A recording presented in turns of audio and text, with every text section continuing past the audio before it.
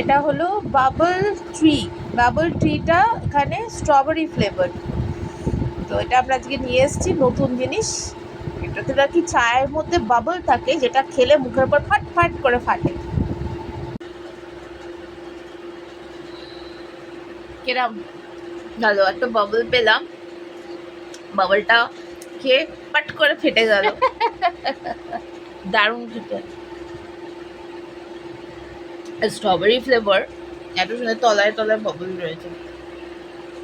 এই যে দেখতে পাচ্ছেন গেলেই না ফাট ফাট ফাটে। দেখি একটু আলোর এগেনস্টে নিয়ে গেলে হয়তো দেখা যাবে এর মধ্যে বাবল আছে।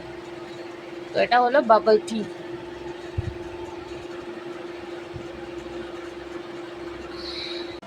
আচ্ছা, এই হলো সেই বাবল যেগুলোর মধ্যে চাটা ধরে রেখেছে। এটা যে ফ্লেভারের চা সেটার মধ্যে রয়েছে, যেগুলো মুখে বাস্ট করে, বাবল টি।